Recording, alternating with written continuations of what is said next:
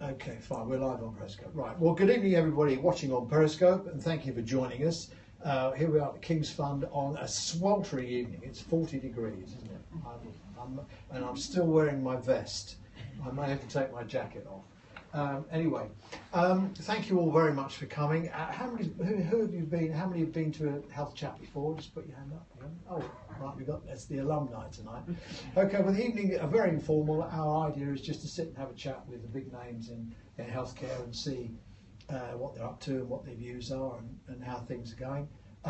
Most of these conferences you go to these days, they say, will you please turn your mobile phones off? We want you to turn them on because we're big fans of social media. So if you feel like tweeting, please do tweet. Terry, what's the handle? Hashtag is Lilley Dillon Health Chat. Lilley, you couldn't have had anything simpler, could you? Lilley Dillon Health HC. Lilley Dillon HC. There's a lot of L's in that, isn't there? Plenty of L's. Going to L and a handcart. So that's about it. Now, we always have a welcome word for our sponsor, and tonight is no exception. I want you to give it up. I can't believe he's here. We are blessed. He's amongst us, ladies and gentlemen. It's Michael Thing. Please. Do come and address the Well, as usual, even on a hot evening, you have to suffer ritual abuse from Roy, but it is a great pleasure to welcome our guest. And when you think about it, every family who's had someone ill and who is wondering what treatment they're going to get, can you imagine having the job of having to look after the organisation that decides what treatments are available and what aren't? It must be immensely difficult. So commend you to Andrew, and thank you very much for coming. Thank you very much. Thank you. There was nothing like a good opening speech, and that was nothing like a good opening speech. So we're very grateful to IMS Maxins, our sponsors, and of course Interserve, who've supported this for so long, and Salix, who run our front of house on evenings like this. So we're very grateful to them all, because we couldn't do it without them. So thank you. So really, it's now my great pleasure to introduce our guest for the evening. He was once described as a man who has less personality than a paperclip. Do you remember that? That is Sir Andrew Dillon. That's it. That was a very unkind quote, wasn't it? Did you know about that? Yeah, it was a. I don't know. Was it a Guardian profile? Yeah. It was 6 or 7 years ago now. So obviously it left its scars. Well, I just took the positive. That's a very useful thing. Which of us in our lives has not at some point or other relied on a paper? Exactly. Or cursed the fact that they couldn't find a paper? Yes, or using to break into a locker, or reboot your phone. Do you remember when you had to do that? Yeah, it was only a paper clip. Actually thinking about it, it's an extraordinary compliment. I know, ladies and gentlemen, it's the paper clip. Oh dear. So we like to go right back to the beginning if we can. You're Manchester, aren't you? You come from Manchester? Yeah. Well, is it Sale you came from? I can't remember. I was born at Sale Cottage Hospital, technically in Cheshire, but brought up in Stretford in West Manchester. Yeah. And then you went to uni later on. Did you have a break, or how did you end up in uni? I did my A-levels. And then did you go straight to uni? Yeah. Oh, I thought there was a gap between. No. What did you do at uni? Geography at Manchester. Really? Yeah. That's useful. It's very useful. Helps you get around the trains, I suppose. Yeah, amongst other things. Yeah, and then you joined the management trainee program. I did, although in those days, of course, it was the National Administrative Training Scheme. We weren't managers, of course, we were just administrators. Yeah. Yeah, so I did that. Some would say that we could see the circle coming full time. Yeah. So when did you start? I stayed in Manchester, so you can see a pattern developing. Yeah. And did the training scheme there and worked initially in Bolton, in West Manchester. Bolton Royal Infirmary. Still there? No, that's closed. Yeah. Anchor's Hospital in central Manchester, which I left and which closed. And then I went to Bolton Royal Infirmary for a few years, and then left and that closed. And then I went to Queen Elizabeth Hospital for Children in Hackney, and left and that closed. And then I went to the Royal London, in Whitechapel, but I failed to play. I think it's making a good job of it. So we were there just recently. We took the academy on the road. Had a look at the helicopter on the roof. Yeah. Very exciting. Yeah. And then, so your first big break was St George's, really, I suppose, was it? Well, I guess probably initially going to work for Ron Kerr at the Royal London, or London as it was then. Yes. Ron was the hospital secretary, and when he left, it was just as general management was being introduced, and I was made acting hospital secretary. So I was the last hospital secretary of the Royal London. Really, how interesting. Yes. For all those titles disappeared and the kind of general management stuff came in. So I guess it was that, and that was a fantastic experience. Roy's a great house to work for.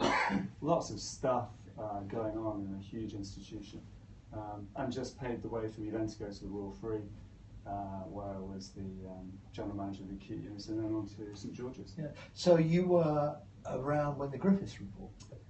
Yeah, that was the opportunity to move from Queen Elizabeth's, just before it closed, to the Royal London. Yeah, I remember when that came out. There was that wonderful quote, and it wasn't it, that if Florence Nightingale was alive today, she'd wander around with a lamp saying, "Who's running this hospital?" Indeed, and that, to a large extent, was true because before Griffiths, these were simply little admin units of district health authorities, which were themselves admin units of area health authorities, and then there was a regional health authority on top. And what had happened was that all that decision-making responsibility had been sucked up to whatever the most senior level was prepared to take responsibility for. Yeah. So if you were responsible day to day for organising services, for solving problems, critically for actually managing the budget, you had relatively little authority.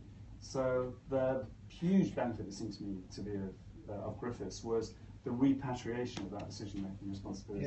Yeah, you are right, because at that time I was the chairman of a district health authority. I'd been the vice chairman, became the chairman, and had special responsibility for Frimley Park Hospital, funny enough, because it was in my ward, because I was a councillor as well. So they said, "Oh, well, you can go and run Frimley Park Hospital." And we had a perfectly capable administrator there, but you are absolutely right, because everybody passed the decisions up. Yeah. No one would make decisions. Yeah. And so that was how I got first involved in Frimley Park, which was, you're absolutely right.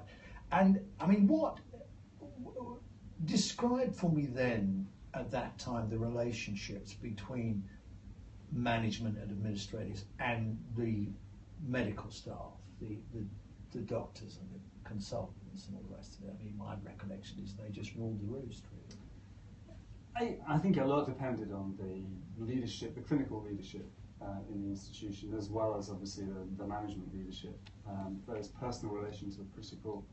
The ability, I think, of the chief executive or the equivalent, the unit general manager, whatever the title was at the time, to articulate the nature of the challenge and how clinicians could contribute to resolving it in ways that didn't completely compromise their ability to do the things that they enjoyed doing and liked doing, but were important.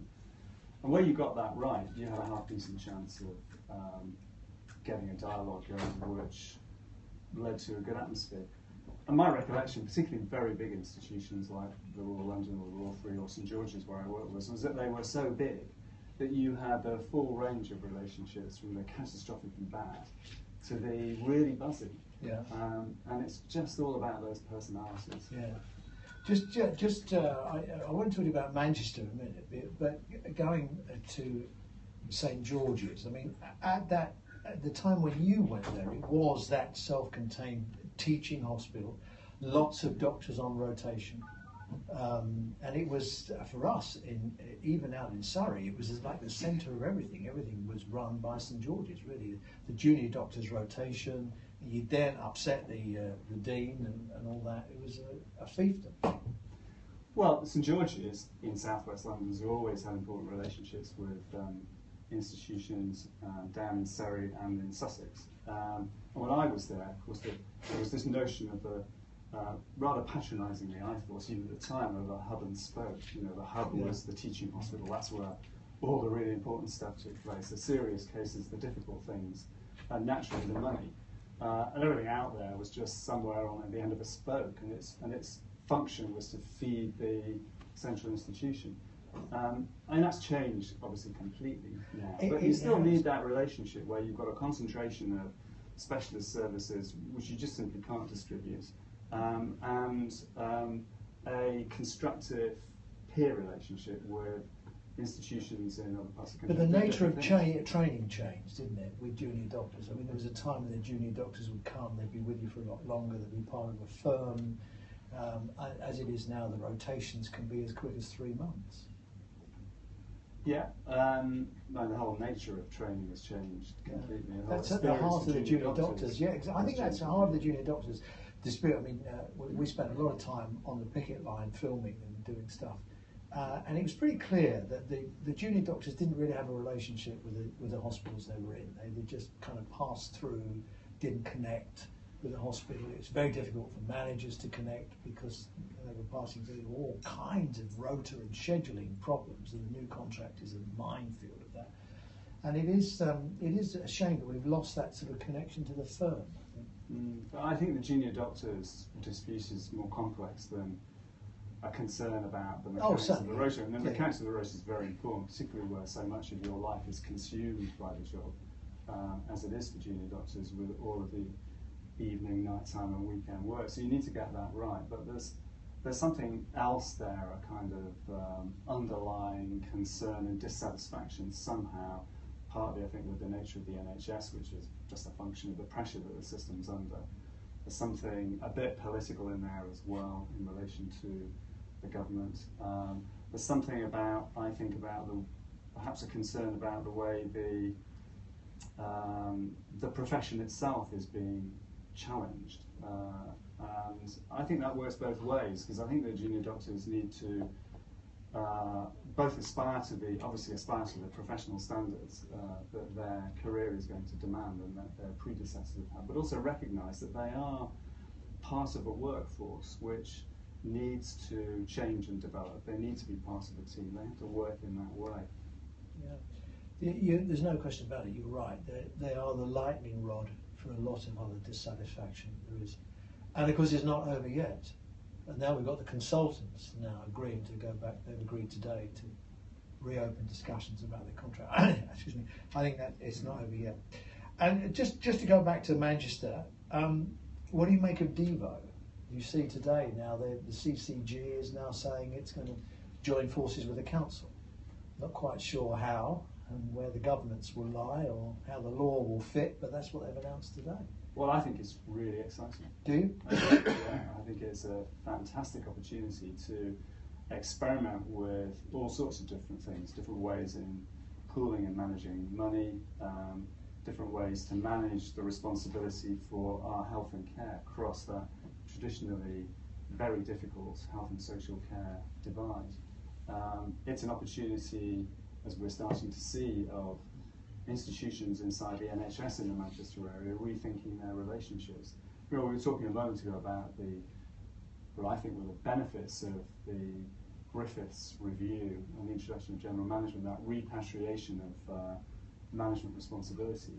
But the downside of that is that it increases the granularity in the system, which is good in the sense that you've got people working locally, feeling responsible, creating a dialogue, taking responsibility.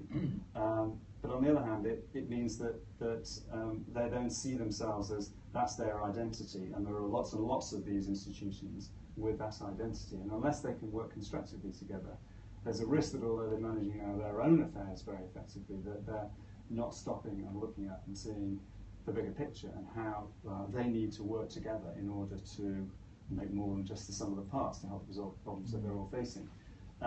So devolution in Manchester, I think, has rather neatly recognised the benefits of the strong leadership that exists in many institutions in Manchester. That's created a forum in which they can come together, very enthusiastically, from my observation, to... Bernstein is very powerful. Yeah, well, and others have acted as catalysts, but to come together to create relationships which they know they need to do in order to resolve particularly the funding challenge, but also the other issues that they're facing. Yeah, it'll be interesting to see how it works out. I mean, a lot of people are saying it's Devo is just dumping debt. Really, I mean, you can only spend £1 once, as we know. True, but you're, to the extent you're dumping anything, you're dumping it into a very different context from the one that exists. Yeah. So you've got now, I think, a genuine desire to work effectively across the local government NHS divide. So there there were some changes, aren't there, that do somehow or other universally enthuse the. I mean, if you look at the Lansley reforms, which just seem to be collectively pissing everybody off because nobody thought it was a good idea. You go back to the Thatcher reforms.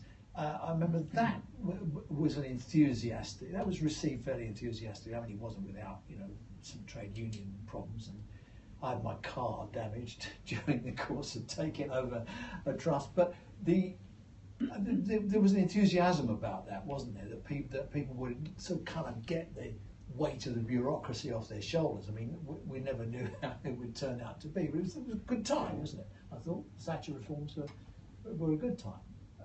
Well, one has to be careful what one says, depending on which aspects of which of Thatcher's you've got your bloody niter. What else? I won't take it away. Yeah, but I didn't get it from her. It's only on loan. But I think but nevertheless, the accumulation of reforms that have liberated the creative thinking that actually we're beginning to see now as the latest initiative to get area-wide NHS local government planning together these sustainability and transformation footprints, which from my personal observation of the proposals that have been put forward and my contact with the groups that are leading those changes, I think again it's really interesting to see when you give people the freedom to think through solutions outside of formally prescribed processes. And I was as concerned as anybody, I think, with Lansley's reforms that kind of ripped out the management backbone of the system and sort of allowed it to flop down and see what happened, how did it struggle to create something. And I don't think that we've necessarily got to this place through the right route, but the fact that we've got to this point where there is a real enthusiasm, I think, locally to collectively challenge, to collectively solve local problems, whether it's in the context of a devolution arrangement like Manchester or simply just through the STP process. Yeah. It's quite encouraging. The pressures though are colossal now, aren't they?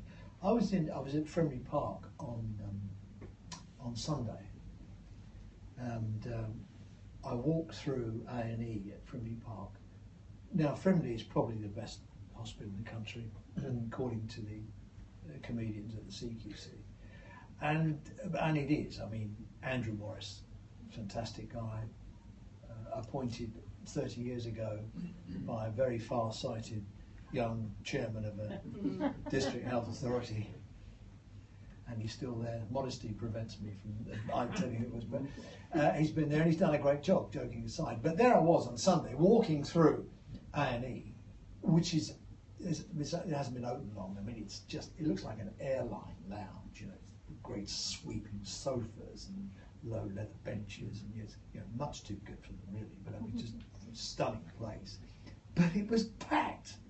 It was absolutely rammed with people, standing room only. It was like EasyJet, waiting to take off. It was just horrendous. Average age, I would think, between late teens and 55. Packed to the gunnels, and it was 3 o'clock in the afternoon on Sunday. What the hell are they all doing there? Where have they come from? I know that the British Airways check-in system was down. It was the queue. Anywhere that looks like an airport terminal has been better. Where's all the demand coming? Have you done any work at NICE on demand? Not really, no. It's not in the sense that it's not in that kind Do you think somebody should? Formal analysis. Well, not at NICE. I'm conscious that NHS England have demand models which are being used by these STPs as part of their planning. Well, they've only just arrived. STPs, Strategic Health Authorities, coming back, I suppose. But I mean, we are missing a strategic hand. I think that's true. But it just wonders where the demand is coming from. We're all led to believe it's all little old ladies coming in under a blue light, but actually no. I mean, there's probably a lot of little old ladies that come in under a blue light, and I'm not sure really whether there's any more little old ladies than there ever was. But to walk through A&E at 3 o'clock on a Sunday afternoon and see it rammed with people that you know, you would think that the last people would be in A&E. You know, what's going on? And I don't know anybody who's done any real demand management issues or, you know. I don't know specifically in that case. It may just be particular. There are always spikes of activity in A&E departments, whether it's a function particularly or something that's going on in primary care services locally. Well, they're all having a barbecue. Yeah, well, tricky summer days. Exactly. Anyway, so you had a good time at St George's, I think, didn't you? Really? Yeah, I was there for 9 years. Yeah, you had a bit of a row with the CQC at one stage, didn't you? I don't think they existed when I was somebody after you. Okay, and then you ended up at Nice. Yeah. And that's really where it all got very interesting, didn't it? And one of your consultants, when you left, he said that he gave you a hug and a bunch of flowers. Did he? Yeah. I have no recollection of that, but I'm very grateful to him. And of course, you had a baptism of fire there, really, didn't you? I mean, in fact, you reminded me earlier, I chaired one of the first ever meetings of you in public. You did, yes. I can't remember whether I actually started work, but you chaired a meeting at Kingston Hospital. Yeah. Kingston University. No, Kingston University. Yeah, that's right. Yeah. I don't know who was there. It was an audience. Yeah. And you were as rude about Nice then as you have ever been in the 17 years since. Yeah, I just felt it was a bit of a target. And it's nice and nasty, isn't it? Not available, so treat yourself. Yeah, that was exactly the acronym that you coined. Yeah, exactly. I'm still using it 17 years later. Usually gets a laugh, but not with this dozy lot. So, okay, so tell us about the early days of Nice, because it was very political, wasn't it, when you started off? Yeah, I mean, it was extraordinary. I mean, to go from running St George's with, 4,500 people and whatever, £250 million, £300 million budget, to Nice with no one at all, because it was a completely new institution. I was the only employee in some rented offices in Covent Garden, and that was the other extraordinary thing, going from Tooting. St George's Hospital site is very nice for those of you who know it. It's a place to work. But going from Tooting to Covent Garden to these rented offices, and I can remember going in on the first day before Mike Rawlins came in. It was just nobody. Me and a laptop which I borrowed from St George's, opening the post, and it was amazing, really. And I felt then it was an extraordinary privilege to be able to set up an organisation from scratch, and I still feel the same now. It's been great. It's been a real breeze. And you'd hardly got your feet under. I should say, my ex-wife used to work for you, Antonia Rogers. She was the director of communications. And very good, she was too. She was. Just in case she's watching, but I'm not upset. Do you want to stop the camera? No. So then, the story I want to get to, the thing which we got to talk about was what's his name from Glaxo? What was his name? Mr. Sykes. Sykes, yeah. Richard Sykes. Now that was all about something called Relenza, wasn't it? Yeah, this is a drug that, like I said, welcome. Was this the first drug it was the first drug that they ever looked at, and it was you had Downing Street crawling all over you to get some kind of assessment. Well, we thought it was a drug for treating flu. Yeah. So it was thought to be a relatively easy thing to analyse. A few studies. It was there and available. Quite a big issue in primary care, of course, because if you have a really bad winter, people are piling in, and everybody knows that there's something in the drug for treating flu. Everyone will want it. So, getting some advice out before the winter, and this would have been, Nice started in the April, was thought to be quite important and a good thing for Nice, get ourselves known. So, we did a rapid appraisal and published negative guidance, so recommending against. That was the first time you'd done a rapid. Anything at all. But so not only the first appraisal did it was the first fast track. Were you were under some pressure from the politicians, weren't you, to get the appraisal out? Well, we were yes, but we were putting ourselves under pressure because we wanted to do it. We wanted to get something published because the risk was you get set up as an organisation like Nice, and because of the lead times when you're careful with the evidence and when you're consultative and all that kind of stuff, can stretch out for some time. So we certainly didn't want to wait until 2000, having been established in April 1999, to publish something. So we put ourselves under the pressure. We wanted to do it. Yeah, and it was a really baptism of fire with it, because as I remember it, the drug, it hadn't been developed by Glaxo, had it? They bought it in from some Australian pharmaceutical company. Bought it. It was the thing about the drug. It was nasal thing that you squirted up your nose or something. Yes. Yeah, you squirted this stuff up your nose, and you didn't know what to feel. Yeah. But you had to squirt it up within 48 hours of having the symptoms or something. Yeah. I mean, it was just, it was bizarre. It was about as useless as it could possibly be. But they bought... We just subsequently recommend it. So you recommend a lot of stuff. We'll get onto that. But you recommended, you did recommend. But within 48 hours of thinking you might get the flu, you used to have to get this stuff and squirt it up your uter, and then it would stop again. But it's just ridiculous. Anyway, so... but what wasn't it? I think I read it myself that the Australian trials apparently had been on 2 people or something that got the flu. I mean, they were useless trials. No. There was a reasonable evidence base to make a decision. Right? Yeah. Glaxo Wellcome, I think at the time, this is a long time ago now, I think were also conducting trials on the use of the drug in the elderly and people who are immunocompromised. And subsequently, when we reviewed it a year or so later, it was for those groups that we thought there was an argument for using it. But when we published it, of course, it published the negative guidance. It created an absolute storm. Richard Sykes was furious. Allegedly, Richard Sykes was the chairman of Glaxo. And allegedly saying he was going to pull investment and people out of the UK. Yeah. Well, 1,800 people lost their jobs, didn't they? I don't know. Well, there were 1,800 job losses, but I mean, that he attributed to the decision, whether or not it was actually attributed to Relenza, which was the name of the drug, or not. Well, I guess you can argue about it. But he then said he demanded to see the Prime Minister, Tony Blair. Yeah. Tony Blair. What did Tony Blair say to you? He didn't. I don't recall Tony Blair saying anything to us. I can vaguely remember a conversation with Simon Stevens, who was then, I think still then Frank Dobson's special advisor.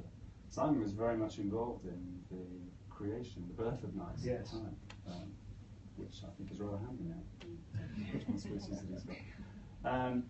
But I don't think we talked to Tony Blair. I do remember a conversation with Tony Blair. Mike Rawlins and I were invited in to speak to him. He was there with whoever at that stage was his special advisor.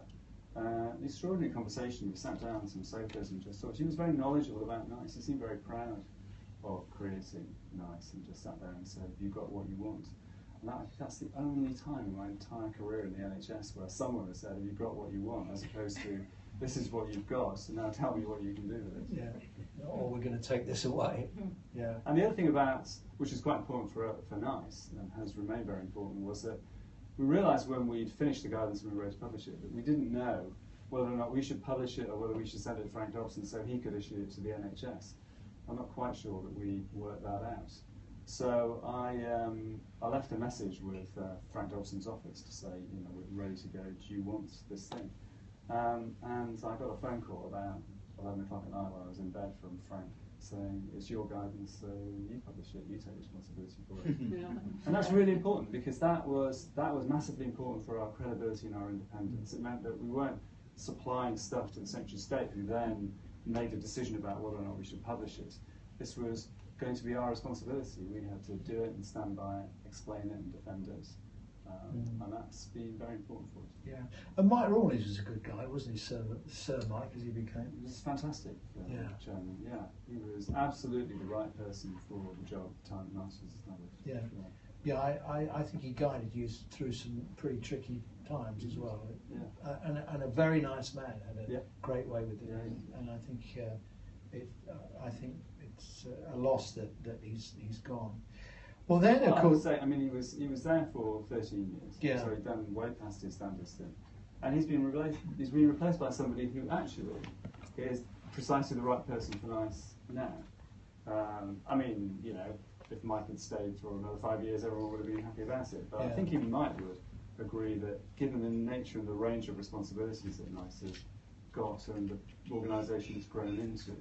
Somebody with David Haslam's background as a general practitioner, with that ability to look right across the system and into social care, with the sort of experiences that Mike never had as a clinical pharmacologist, are serving us really well now. Yeah. And then you developed the QALY. Well, we didn't. That was done by health economists. You were at adopted. York. It was York, wasn't it? Yeah. Yeah. Yeah. Tell us about the QALY. Well, the Because QALY. that was the start of all your problems, I think. Well, it's a means of explaining our way out of some of our problems, I think. Yeah. It's a way of expressing value for money in health that allows us to convey the nature of what's being gained and what's being lost in terms of healthcare as a result of decisions we take either to recommend or not recommend new treatments and services for the NHS. And it's really 30 grand, is it? Well, yes, if you use an incremental cost effectiveness ratio, so pounds per QALY, it's incremental because it's on top of what it is that we're spending at the moment with whatever current standard of care is. You need to take a view about how many pounds per QALY you're prepared to accept before you believe that you're displacing more health than you're bringing in with a new intervention. And until very recently, there was no empirical work done on what the threshold should be. And when NICE was established, we had all sorts of discussions with health economists, with clinicians who'd used economic evaluation to inform decision making. We talked to people inside the Department of Health who have responsibility for resource management, and came to the view that at about £20,000, subsequently modified to between £20,000 and £30,000 per QALY, we felt confident that we could recommend up to that point and not displace more health than we were bringing in at the time. The most recent piece of work by Carl Clapton at York University suggested that in fact the threshold should be much lower than that. Lower? Much lower than that. Because my next question was going to be, is there an argument to raise it? Well, he's put forward a well-argued case for reducing it to somewhere between, I think it's about £13,000 per QALY. That's halving. That's right. That will give you so much grief, won't it? Because they're going to say you're underfunded, the Well, NHS is under financial pressure. If you suddenly introduced it, then unless there is a fundamental shift in pricing policy for new life sciences products, drugs and other things, very little would be recommended by NICE. So you have to decide whether or not you think that's likely, or if not, whether you think the NHS will ultimately be better off spending its money on the stuff that we do that we know is cost effective, so just doing more of that, and not buying the new stuff that... Well, I mean, that's a really interesting point, and it was something I was going to, let's talk about that now, because given the financial pressures the NHS finds itself in, which are not going to be resolved anytime soon, I mean, my guess is that Philip Hammond will probably lob the NHS a bit of a bung to sort of make everybody feel a bit better over Brexit, and Osborne, of course, dumped his austerity policy and was probably going to give the NHS a bung. So I think a bung is in the offing of some sort, but that, I guess, will just disappear in the operations in some way or other.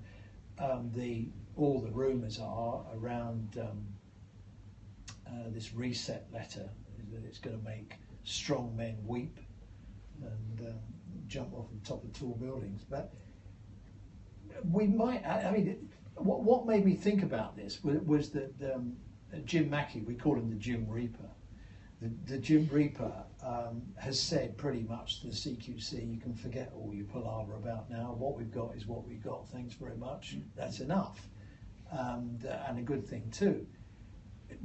Maybe there is an argument, given the pressures now, is just to pause everything and say, look, we've got what we've got, we're going to make it run as well as we can make it run, do the best we can with what we got, and say to NICE, listen, thanks for all your wonderful advice on all these new drugs, but we're going to struggle by with the medicine cabinet we've got. Cheerio. Well, a number of things. One is it's simply not realistic to press the pause button. Patients won't accept that. The tens of thousands of professionals working in the NHS and people who support them simply won't accept that. The momentum of their professional curiosity, their desire to get good outcomes, will simply overwhelm any attempt to simply just stop and say we're not doing anything new at all. So I don't think that's realistic. And actually, again, just referring back to the recent experience that I've had listening to the plans and proposals being put forward by the STPs, suggests that that's not what they're doing, notwithstanding the sometimes very significant gaps that exist in the funding that they're getting now, the funding they're going to get in 2020, and the things and the expenditure plans that they've got in place. Pressing the pause button has not been part of any of those plans. No. Quite the opposite. It's much more. It's much more intelligent and creative approach. And as for not needing NICE, listen, if you've got relatively little money, you need NICE even more, because you've got to be absolutely confident that the money that you're spending on the things that you're spending it on, you're maximising outcomes for patients. How much have you disinvested in? If you go onto the NICE website, the savings and productivity section of the supremely easy to navigate NICE website, you'll find over 1,000 recommendations culled from our guidance, running into, he safely says, hundreds of millions of pounds. So you don't know. Well, you used to publish an annual thing, didn't you, about how much NICE has saved? Do you not do that anymore? I don't think we ever... Yeah, you did. You published. You used to publish an analysis of NICE savings. I thought, I'm sure you have a link to it.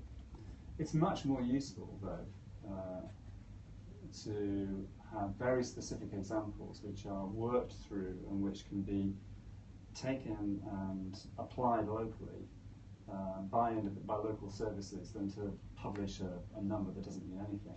Because the number that matters is what you can generate by putting in place the recommendations that we've made, where we're saying either stop doing this altogether, or alternatively, take a look at the way you're using this intervention and make sure you're using it in these circumstances and not in those circumstances.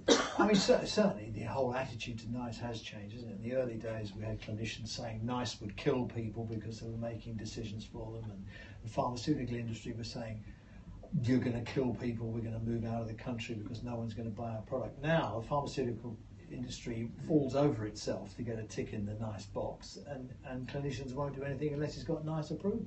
Well, you exaggerate to make a point, I know. I mean, there's a range of, there always has been, and there still is a kind of range of views amongst people working in the NHS about NICE. You must be pleased with the way the attitudes have changed. Yeah, I am. I mean, I think it's a lot easier now. I think we're broadly accepted as a useful part of the system. And indeed, you are overseas as well. I want to come on to that, but let's just come back to this whole thing about the purpose of NICE.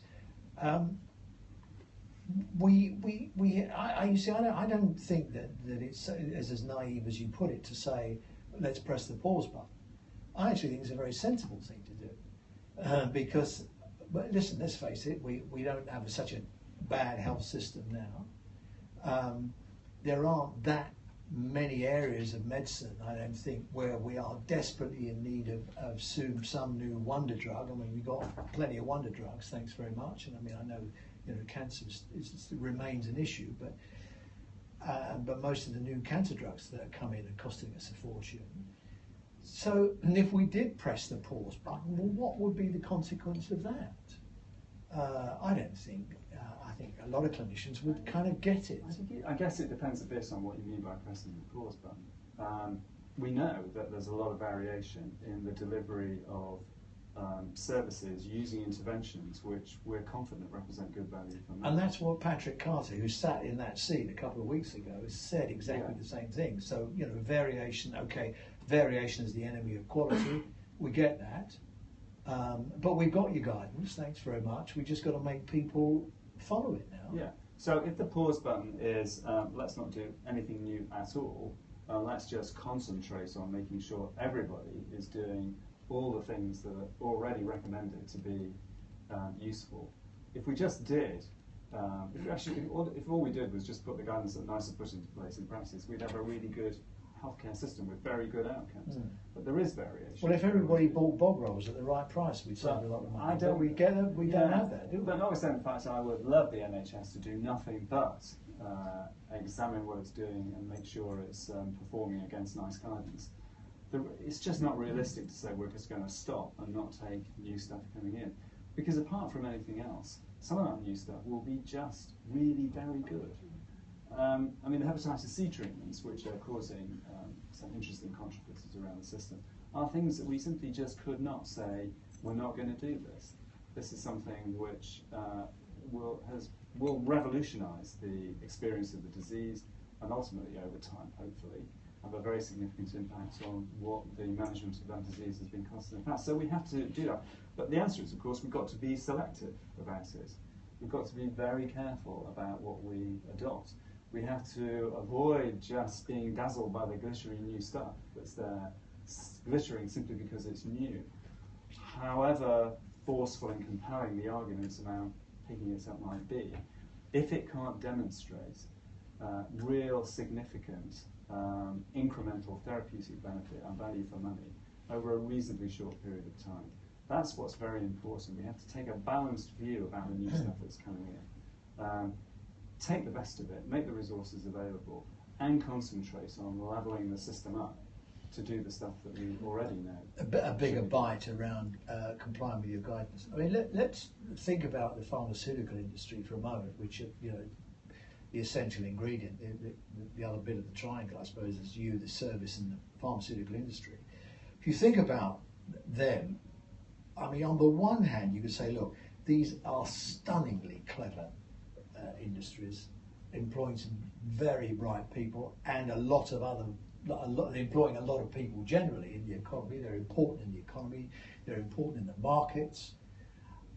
It is not easy to find a molecule that you can turn into a drug these days, because, you know, quite a lot of the places are covered. All they can do really is bring us expensive drugs. You wrote an interesting piece I was reading the other day, saying if it costs 1.2 billion to introduce a drug, why does it cost that much? Prove it. And I'm not sure if you ever got an answer, but let's take it for granted that it, just for a moment, that it does cost that kind of money to introduce a new drug. Although I am sceptical like you are. They have somehow or other got to amortise that investment, because they have shareholders to think about, and we've all got pension funds, and we've all got a big slice of interest in pharmaceutical companies. Now, you've done some interesting deals, haven't you, on some of the very high-priced drugs. Tell us a little bit about the thinking behind that, and, you know, how you see the future of some of these. It's a very interesting topic, isn't it? Yeah, it Feel is. free. It's a really important area. For some time in this country, drug companies, other life sciences companies, when they're going through NICE's technology appraisal program, got the ability to offer a discount on the cost to the NHS of acquiring the product. Okay, can I just ask you there, what would make them do that? Is it because it's a very narrow cohort of patients, or do they know it's like whackingly expensive and they're never going to get anywhere with it? Well, the latter, Really? because they know otherwise they're not going to be able to sell the product, and particularly they're not going to get positive recommendation from NICE. And one of the benefits of... Can I just talk, because I like to kind of tease out the elements of this. I used to write a monthly column in pharmaceutical marketing, I think you probably know, so I've written about the pharmaceutical industry for, I don't know, 20 years, I don't do it now, but I got to know them quite well, really, and the development costs of introducing new drugs. And I just stopped writing at the point when they just started going overseas to do clinical trials, because they used to do a lot of them here. They've moved a lot to China now. I think AstraZeneca have moved to China. A lot's done in India to try and make the cost of the trials cheaper. They have, I think, they have got the message that the trials have got to be cheaper, but they just have to be safe as well. Well, they do, and I'm not really in a position to comment on whether or not trials conducted outside the UK are safe or not, and that's not of your... No, I'm not saying they're not. No, I'm not saying they're not. I'm saying they're cheaper outside the UK. Yeah, I think that's right. The UK, the UK needs to be a competitive place to conduct clinical trials, but the actual cost of doing the trial really is only part of that. It's also about the quality of the research that's undertaken, and it's about the infrastructure, about the nature of the health system in which the study is being done. So there's a whole package that companies take into account. But it's true that companies can do clinical trials cheaper elsewhere. And sorry, so to bring you back at the point where they do a deal, who triggers that conversation? The companies. We can't say to a company, look, if you just notch it down by 10%, you'll be okay. We have to take the offer from the company. But the benefit of the patient access schemes, as they're called, these discounts have that generic title. A patient access scheme can be anything from a simple discount through to a complex responder scheme where ultimately what the NHS pays is a function of how well the drugs worked in the patients that have used it. But the raw bracket into that, the benefit to the company is it's confidential. So they don't need to, they can have a declared list price for the UK, but actually the UK pays something less than that. But for the international market, and a big chunk of the world uses the UK as a reference market in their negotiations with companies for the same products elsewhere in the world, they're looking at the list price. So the confidentiality of the patient access is an important aspect of this. That's really interesting. I never knew that was the case. I thought they were all declared, because some of them do declare them, don't they? I suppose they feel there's a philanthropic advantage to say they're discounted. Well, so there are more discounts going on than we know about. Well, you always know about the discount, but you don't know what the amount of the discount is. I see. Right. And is that becoming more frequent? It's depends on the nature of this. For cancer treatments, it's typical for there to be a patient. Yeah, there's just. I mean, cancer's interesting because you remember the Herceptin row. Yeah. When what was her name? Patty Hewitt, wasn't it? When she was the Secretary of State, she got mugged at a conference and ended up agreeing that everyone could have Herceptin on Tuesday. Herceptin was an interesting drug, wasn't it? Because it was a different delivery mechanism, I think.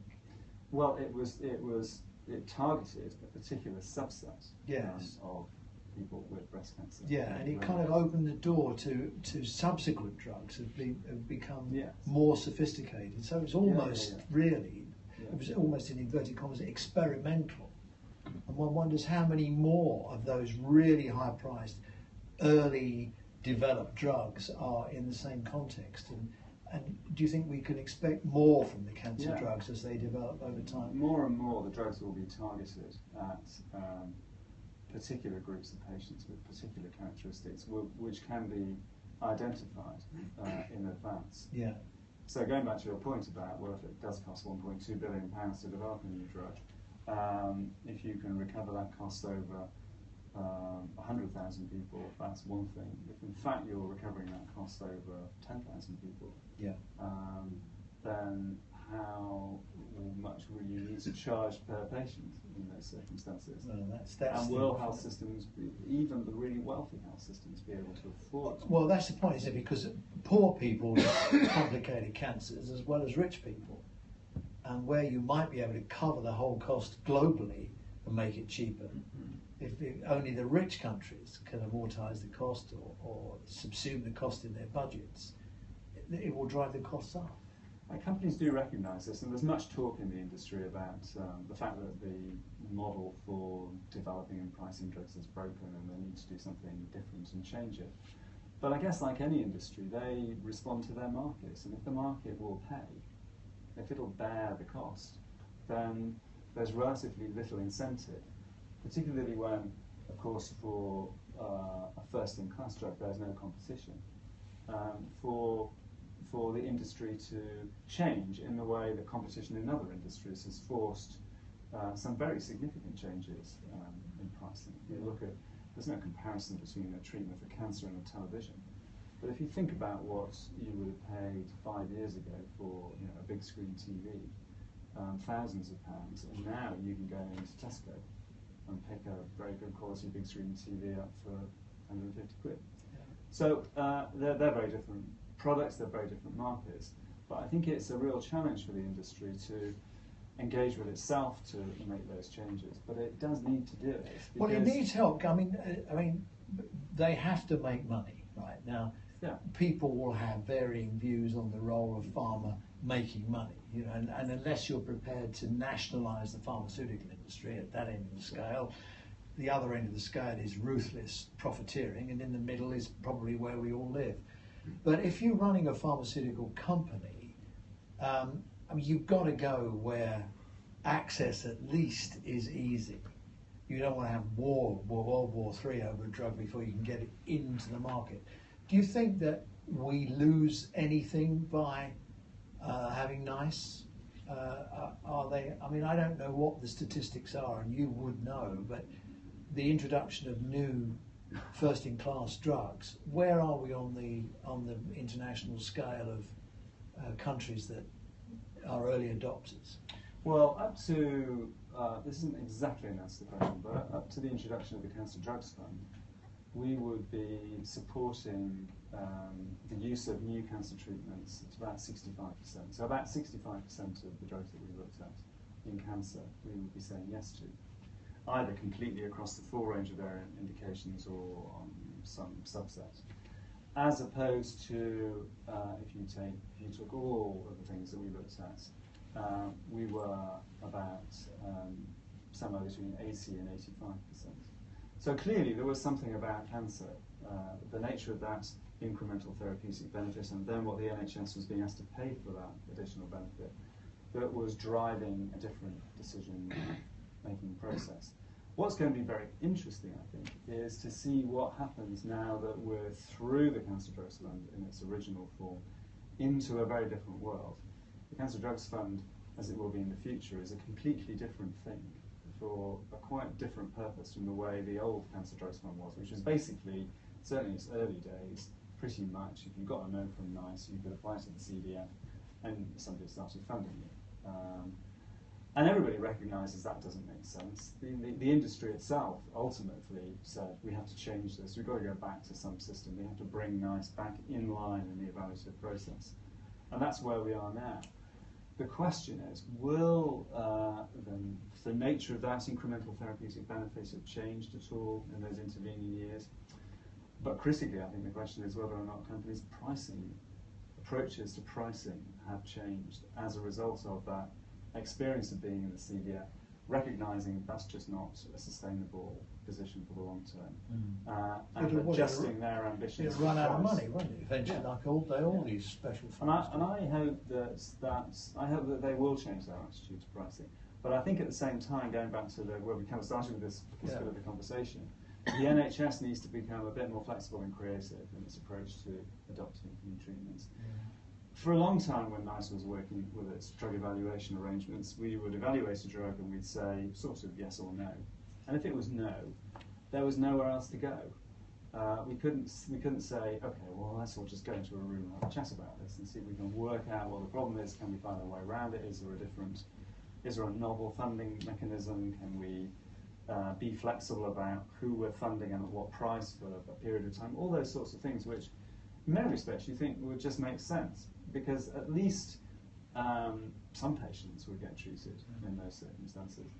And that's partly now what the Cancer Drugs Fund is about for new cancer drugs. But I think more generally, we've got to have a different paradigm for managing what happens after NICE has done the value assessment. So we're very good at working out what the additional therapeutic benefits from a new drug is. I don't think there's anybody better in the world than NICE at doing that. We can describe very clearly what you get from this new thing relative to the stuff that we've got at the moment. The question then is, unless we're in a situation where there's no additional benefits at all, which we don't really come across. Otherwise, the drug probably wouldn't have got a license.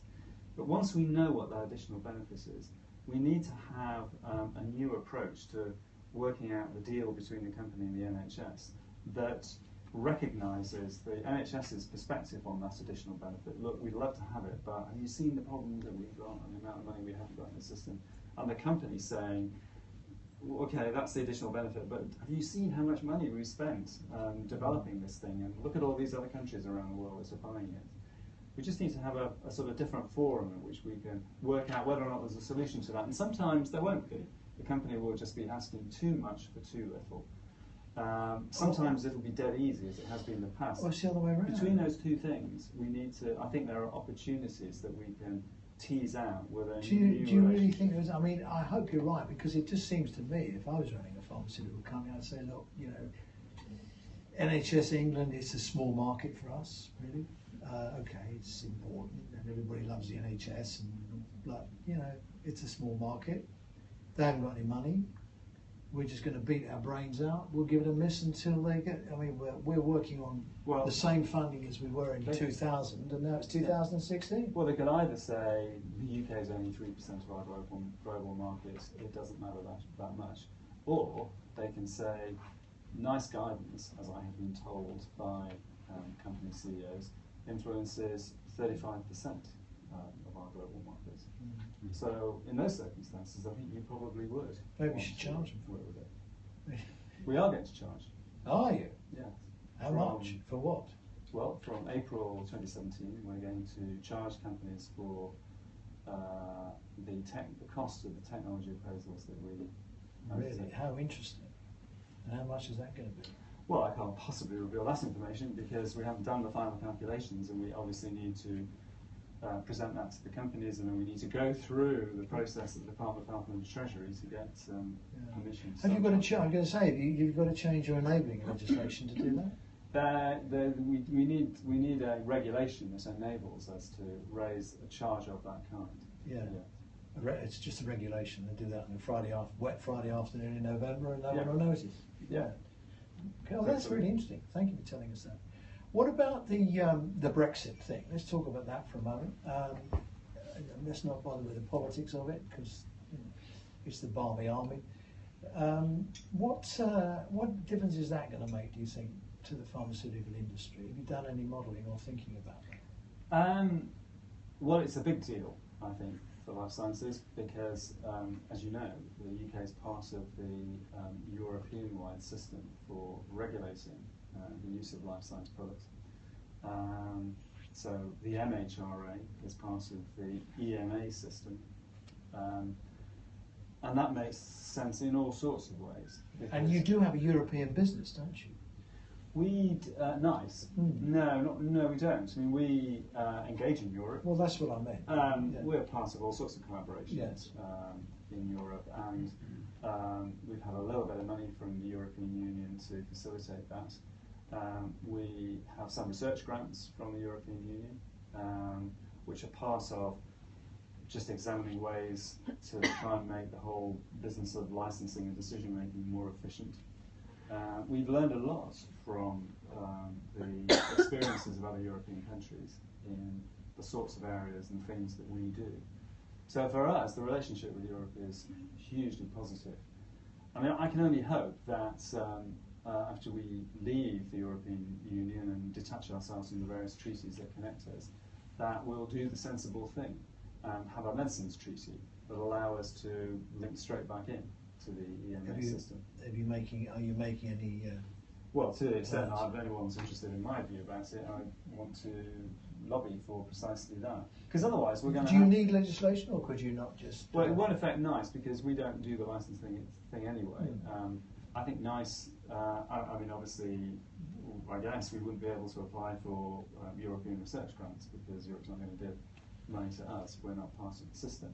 But I don't think it'll stop us collaborating with other European entities and organisations where there's a common interest. I can't imagine that post-Brexit the government would say you can't even talk to these other organisations. No, I don't think they'd do that. It's just the willingness of other countries to talk, isn't it? Well, of course, yeah. I think the agencies that we deal with I'm pretty certain would want to carry on talking to us, because we learn off each other. NICE is well thought of as an organisation, and as we develop and do things differently, other countries would want to learn from that. So I would be hugely surprised if at a sort of country level or at an institutional level we have that. The professionals will still want to talk to each other. Yes. Okay, and let's move on. We had a great evening here about a fortnight ago with Duncan Selby. He was telling me, actually. Did he? What did he say? Oh, he just hugely enjoyed it.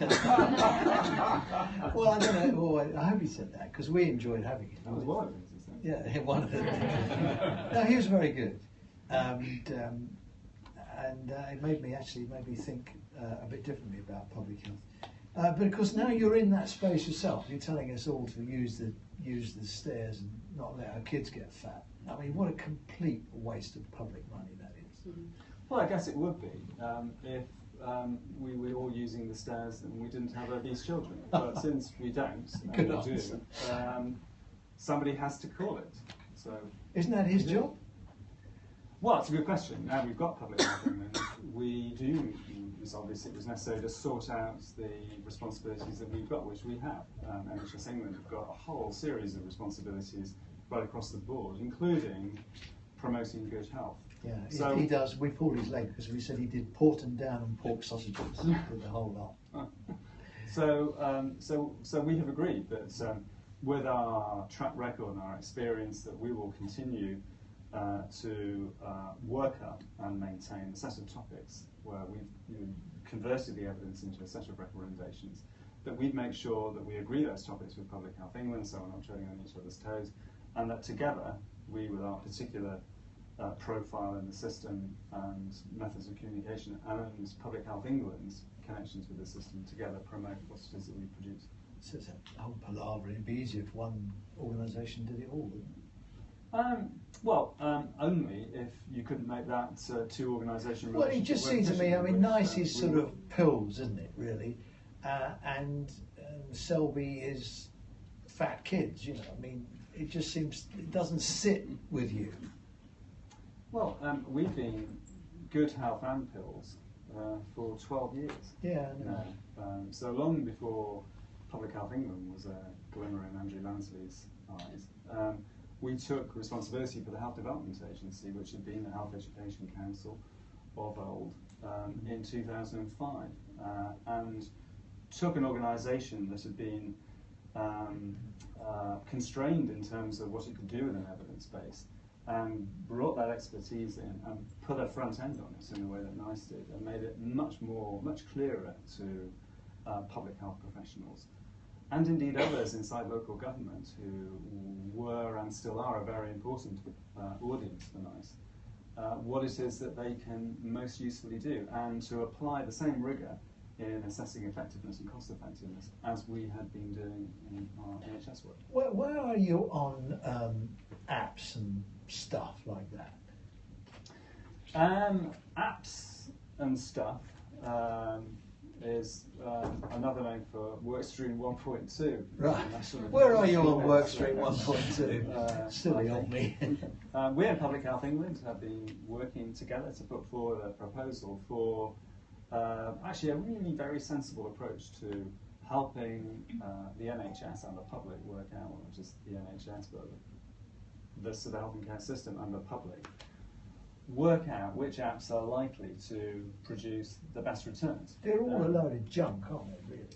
No. Well, they are. I mean, you know, you can download all kinds of crap for your blood pressure, and you know. That's why you need another of the many reasons why you need an organisation. But the government, but we're so far behind, aren't we? I mean, look what's happening in primary care. You can't ring up and get an appointment with your GP. You know, you ring up the golden moments between 8:23 and 8:27 and try and get an appointment in 6 months' time. We've all done it. So what's happened? Everybody's given up. We've all got Babylon now, which is the app that with the Ali Pastas flogging for £35 a month. Great idea. You can get your GP whenever you want, and then everybody's wearing these Fitbit things. God knows why people wear Fitbit. They're saying, I've done 3,000 steps today. Do you know what? I don't give a shit. You know, what? Are you going to get to grips with this and do something before we all waste our time and fill our iPhones up with crap. Well, what we can deliver to the system, if it wants, is a system in which there's a kind of hopper mechanism. So anybody who's got a health app and thinks it's a really great thing that the NHS or the public sector should be promoting can do a bit of work to assess their products against a framework that we've designed. And does this include interoperability? Because most of these things don't go anywhere. Increasingly, as you go through this process, as you sort of trickle down the hopper, as you manage to sort of work your way through, because you've got the characteristics that make it look as if this is something that the NHS might either want to buy or recommend, yes, interoperability becomes critical until you get to the final stage where actually you get any kind of serious evaluation, when there's a really rigorous assessment of whether or not what it does, whether it actually works, what it delivers, and whether or not it connects with the things that it needs to connect if that's part of its functionality. Well, the interoperability, they can't, but the IT people can't work out what interoperability is. I mean, I've been to God knows how many conferences on interoperability. I mean, how many conferences have they got to have before they figure out what plugs into what? I sometimes say the same thing, but then I remind myself I have no idea what I'm talking about when it comes to interoperability, and I'm sure you do, Roy. But I suspect there's because I've sat through all these conferences, I do actually. There's a lot more. There's a lot more that works and works well in the system than that doesn't work. And clearly, I mean, we know the NHS is a long way behind other sectors in its use of IT, but it's moving rapidly to catch up. I'm genuinely very confident that we will have a system which will provide us with some basic functionality to connect at the admin level. The question is, and going back to what are we doing on apps? It's not about that. It's not about that basic transaction stuff, which the NHS needs to get sorted out. Yours and my ability to just open up an app and find out the next appointment to our GP and just press the button and that's it, which is what we expect now for those sorts of things.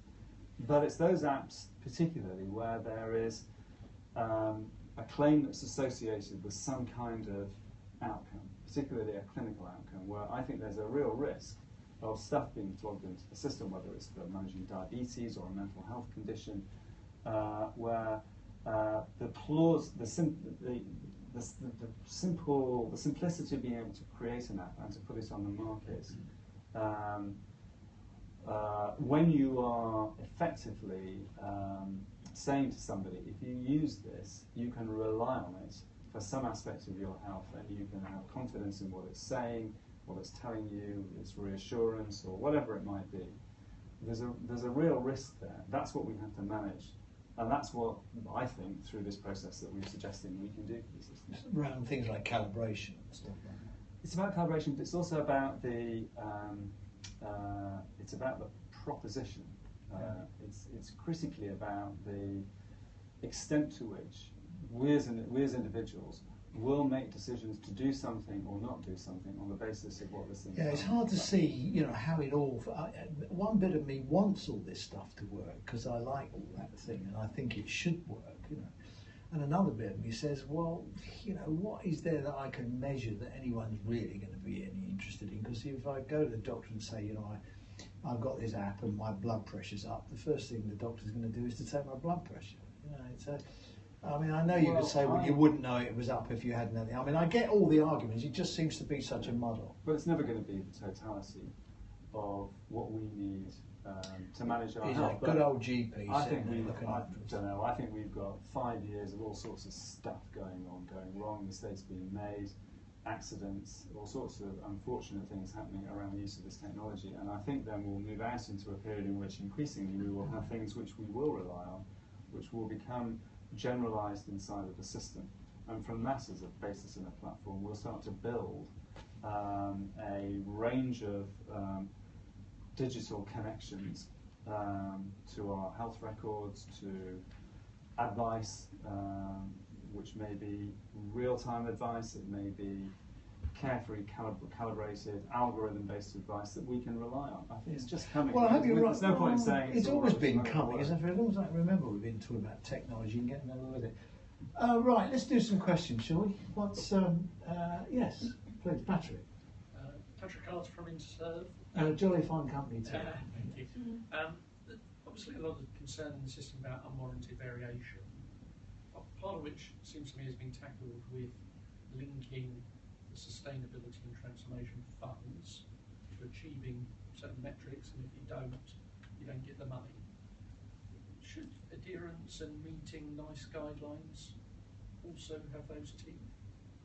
So you penalise organisations for not using guidance? Yeah. Yeah, well, I'm all for incentivising the use of... No, we're talking penalising. Incentivising the use of nice guidance. The thing we always have to be careful about is that it's not an instruction to practice in every single case. It is what it says. It's a very clearly articulated steer, which in the majority of circumstances works for the majority of patients. So we have to be careful about then how we measure compliance. And if we're going to start incentivising people or in one direction or penalising them in the other, we've got to be very clear that we can be confident that some number either side of the line is the threshold beyond which we're going to do one or other of those things. It is quite tricky, as we've seen using the QOF process. We're giving up on QOF to some extent, but people are moving away from that. Well, look at statins. What an argy-bargy there's been over statins. Am I supposed to be on a statin or not? Can anybody tell me? Yes. Just by looking at him. Yes, many. Thank you, doctor. Many. No, I don't think so. It's your choice. No, it's supposed to be an informed choice, and I've got no bloody idea because you can't make your mind up. No, that's just not true. You've been reading the wrong newspapers. The Daily Mail. I write for the Daily Mail occasionally. It's a very fine newspaper. If you read the guidance, we're very clear about the sequence of decision making before you get to the point where you start popping a statin. And it's not... Do you take a statin? No, I don't. You look at me. You should. I don't take statin. But I know that if I felt I did, or if I went onto my GP and the GP said, you should be considering it, I'd hope that there would be that sequence of decision making, which is about exercise and it's about diet, and it's about then, if it looks like the drug is indicated, a conversation about the upsides and the downsides. The upside, if it's clearly indicated that you've done everything you can with exercise and diet, but if you really want to reduce your risk of the heart attack, then this is the next thing that you can. This is the only other thing you can do. What about an aspirin? If you take aspirin? If you take this thing, you've got these potential downsides. So it's entirely up to you to decide. Oh, you can't decide. That's the trouble. Anybody else got a question? Yeah. Oh, we're doing well here. Right. Yes, ma'am, and then I'll come to you, sir, and then to Michael. Yeah, Barbara McLaughlin, Novartis. Novartis? Novartis, indeed. Oh, yes. you sneaked in here, didn't you? Yes. You're my local pharmaceutical company. You're in Frimley, aren't you? I know. Jolly nice offices in Frimley. Yeah, not too bad. It was a very talented chairman of planning that years ago did the planning consent on those wonderful offices. Modesty prevents me from... It's a very disturbing pattern. My fingerprints are all over Frimley and Camberley. Yes. Well, I'll tell you a very quick story which has nothing to do with this. Queen Elizabeth Hospital for Children.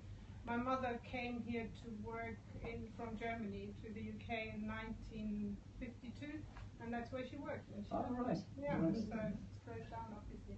But the question I had was about the Cancer Drugs Fund and the conditional approval route that has been introduced.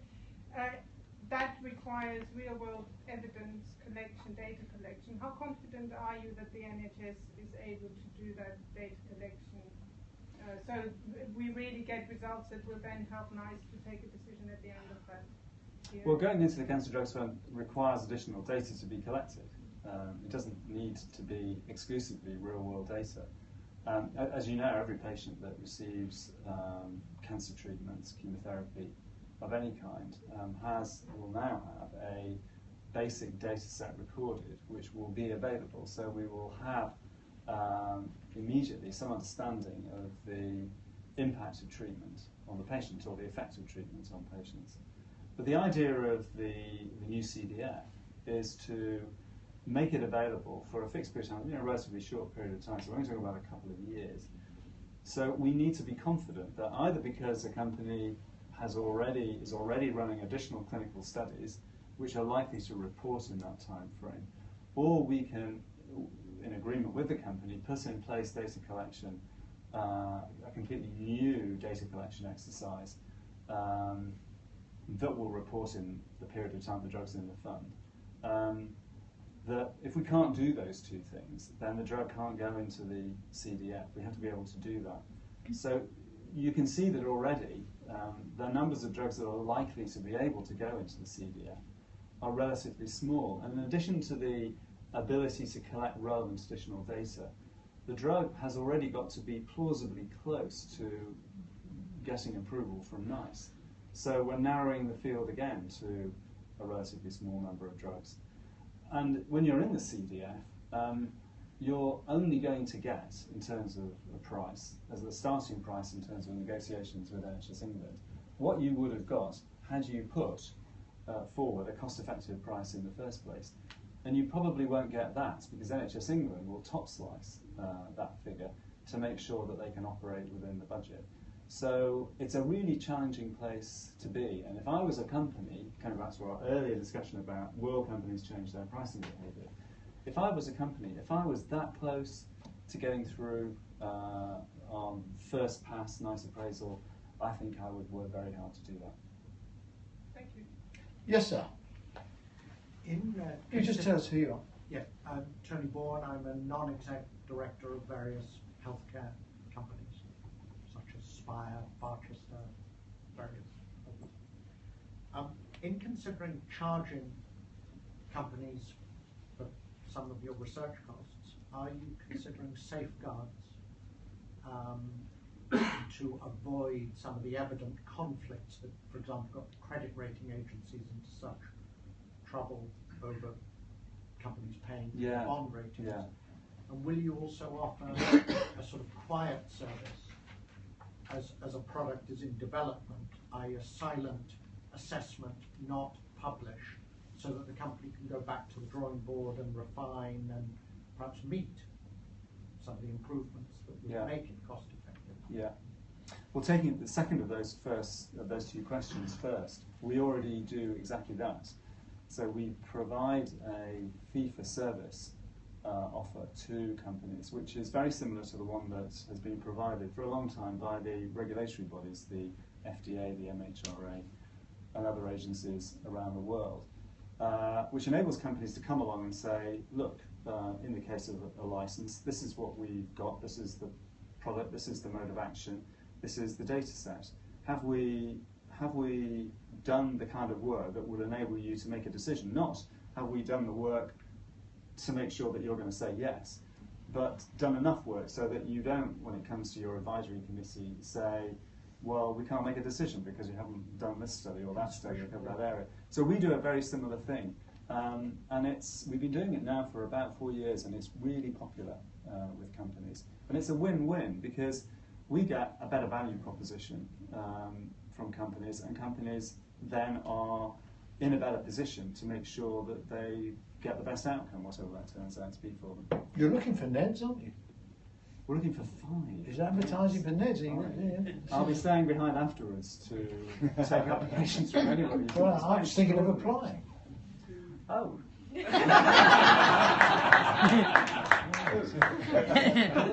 love that. I think that should be an interview. And sorry, on the point of conflict. On the point of conflict, sorry, yes. It's a very good point. It's a very good point. And we started on the basis that if the MHRA can charge, as it has done for many years, and create a reputation as one of, if not the best, national evaluative agency that's trusted by, I think, pretty much everybody, then we ought to be able to do it too. We've got 17 years worth of demonstrating that we're careful, balanced, independent. We can take a challenge, we can change when necessary. All sorts of methods and processes that protect the integrity of what we do. That we can raise a charge and say that's what happens there, but what happens over here is unaffected by that. Mm.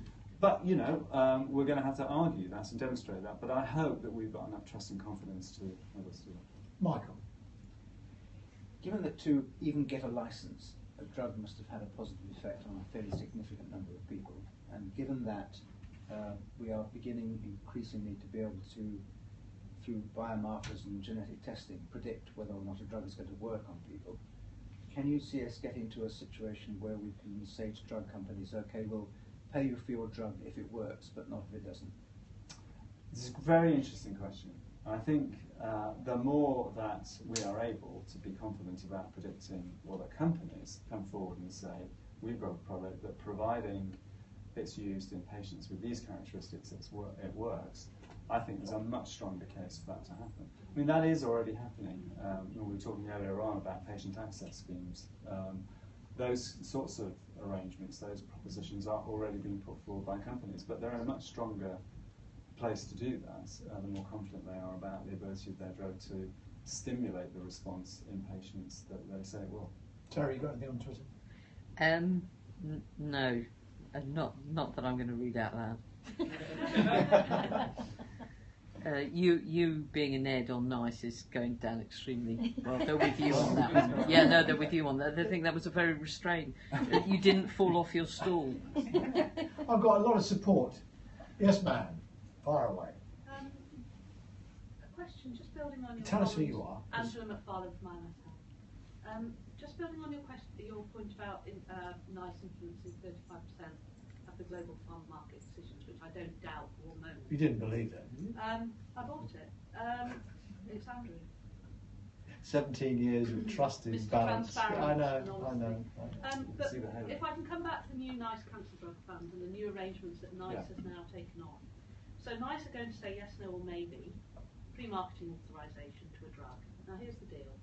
You're a global pharmaceutical company. To your point earlier on, why on earth are you going to put your drug at risk of getting a NICE no pre-marketing authorisation with the knock-on effect that will have around the world? And is this just a very clever way of actually managing access of oncology drugs in an austere environment? Companies do it. No, I'm talking in the new arrangement. This is an unknown world that they move to. Well, in a sense, I'm not sure what's changed because companies... Pre-marketing authorisation. Pre-marketing authorisation? Yeah, that's the new arrangements. Yeah. We'll have to see, I guess, is the first cautious response to that. Companies are aware that that's the new system that's operating. The second thing is that the final guidance won't come out until the license has been granted. To the extent that it's the final guidance that companies rely on or take any account of in their dialogue with countries and agencies elsewhere in the world, that will be important. I think my sense is that the UK is still an important place for companies to do business, even though it's a small part of their market, not just because of the effect of NICE guidance, but because of the reputation of British medicine and the NHS internationally. I mean, that's not to say that some companies won't look at it and say, it's not worth it, it's not worth the risk. But I don't... The uncertainty of Brexit and a combination of those things, yeah. But I genuinely have not heard that said.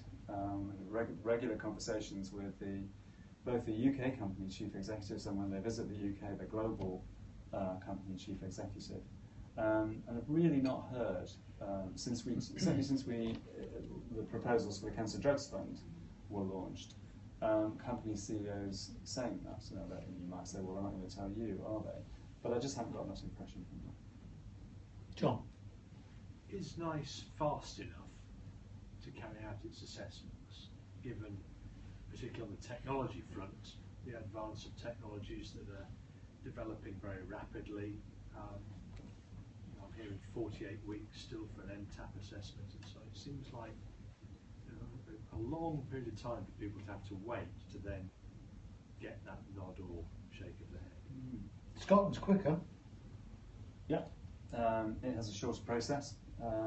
There's two ways of answering that question. One is that whenever we go out, as we do periodically, to say to all our stakeholders, patient groups, companies, professional groups, everybody else, have you got, here are our methods and processes for doing a technology appraisal, tell us whether or not you think we should change them. the net effect of all the responses that come back is to make the process even more complicated and longer than it already is, because it's high stakes. So everybody always wants more time to engage, more opportunities to engage, and it just adds days and weeks to the process. So we are constantly trying to hold the line against that, which is, to turn to another way of answering the question, not to say that some fundamental re-engineering of the whole process, which took a completely different view about how much evidence you needed, about how careful you need to be in terms of its assessment, about whether or not you need to consult with anybody and for how long, and all those things. You took a completely different approach, that you couldn't have a shorter process. And we're not, by any means, I'm not by any means suggesting that we've got the most efficient processes. I'm sure they can always be more efficient. And the conversation that we were just having, the answer to the last question about bringing forward the process so that we started earlier, in the case of, at the moment, just cancer drugs, but it could be extended to other drugs. That was a big argument, wasn't it, years ago, to speed you up, and you did you brought in an earlier start. We made the process shorter, so it was a long process, it was shorter, we introduced that. The reason the problem was that we were publishing guidance sometimes years after a drug had come to the market. But actually that was not just because we had a long process, it was also because we weren't getting topics referred until long after they'd been licensed. Why is Scotland quicker? Is it not as good? It's an internationally respected drug evaluation system. It's not as good as NICE, though, is it? Well, it's done differently, and it's not as good as NICE. It all frequently comes to the same conclusion. Last question. Oh, we've got two more. Right, be quick because we're up against it. Why do you always ask me questions when we finish? I'll lose my bonus if I overrun. I'm Logan Mayer from Ashurst. I work for a firm of lawyers. Oh God! You're not obliged to say anything unless you wish to do so. Prompted by your Scottish point, because I'm Scottish. But I was interested in what you said earlier about pausing effectively the process at the moment in what is the fastest moving R&D sector of all. I remember somebody saying to me 25 years ago that technology is sort of done what it has done. No, I'm not pausing the technology. I'm pausing the uptake. Well, then you're effectively pausing what people put into R&D. No, they can sell. We're only 3% of the market. You can sell You keep saying that, but it's still a significant part of the market. But to me, when you go into more austere times and reference to other institutions in similar positions to yourselves, what you tend to go is away from a sort of input-based payment, i.e. I spent a hell of a lot of money, so I need to charge X for it. And you look more at the outputs, and you say, well, if you achieve those outputs, and you actually demonstrate the savings, then you can charge more. And I think that to my way of thinking, the way forward is developing those sort of methodologies. Incentivise the outcome. Yeah, and lots of other parts of it's hard to measure, though, isn't it? I'm going to cut you short. Forgive me if I cut you short because I'm supposed to finish at 7:30 now. But getting the outcome measurement is quite difficult because some of it's quite longitudinal, isn't it? Well, there's how long does it take for you to be confident about the outcome, and then there's how confident you can be that the thing you're paying for and looking at is exclusively responsible for that outcome, as opposed to anything else that might be having an effect, other treatments, life generally. So it is a bit tricky, but proportion of it. Yeah, but I think it's definitely worth exploring. I know that some drug companies are very interested in offering, in effect, a service where they say, look, we'll take this disease/stroke problem and we'll manage it for you. But how do you go about that? You have to tender for that. What if it's just one drug initially?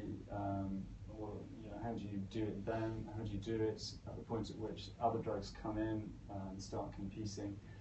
But it's an interesting proposition. It's a whole disease management thing, which in the States is they kind of part disease management in the States. Yeah, there are ways in that there are systems, pharmacy benefit companies can take responsibility for doing it. So well, diabetes is an obvious example where there's a deal to be done there, but of course there are comorbidities with it, and that starts to make it complicated. I wrote a book on disease management years ago now, and I might have another go at it. Yes, sir. Sam Burridge from CCG, South East London. Oh, really? Quick query, if I may. Is that Sam's place? Sam Etherington? No. Oh, right. Unfortunately not. To echo your earlier comment around NICE and being formed in a very political environment, how do you feel that NICE has moved in the 17 years through that political environment, and what's the difference to the organisation now from what it was when it was set up? In the context of the politics or the political environment, I'm not sure we changed that much. We started off by cutting a deal with the Department of Health, the Secretary of State and the ministers who were then there, that this was only going to work if we could be independent. We've no problem about you deciding that you want us to do these things, but once you decided that, you have to step back and let us do it. And I have to say that in all the years that we've been going, there's never been a case in which we quietly behind the scenes have been instructed to do anything.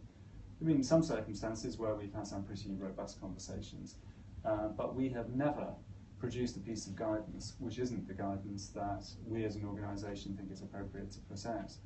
And I think the longer you do that, it just becomes part of the organisation you are, and the nature of that relationship gets inherited by successive groups of ministers.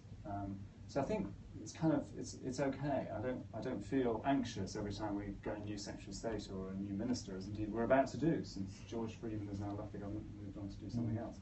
So someone else come in, and I feel confident that there's something in the inherited, the collective memory inside the Department of Health that will keep us okay. But you have to be continually vigilant, and more than anything else, I think you have to demonstrate competence. If you demonstrate competence, if you're an incoming minister and the briefing you get from the civil servants is that this is an organisation that will create problems from time to time. It's in the nature of what they do, but functions well, understands the nature of its brief, is careful, gives us a heads up when we need to have a heads up, and is confident in the way it goes about things. I think you're okay. If the briefing is, this is an organisation that's just a mess, then you can expect much more in the way of interference from Interesting. DHs. I'm sorry that George Freeman's gone, actually. I thought he was a good bloke. Yes, yeah. And he had a life before he came into Parliament as well. He had a proper job before he became an MP, which I think is always a good thing. Final question, Manchester United this year, what are your prospects? Things can only get better.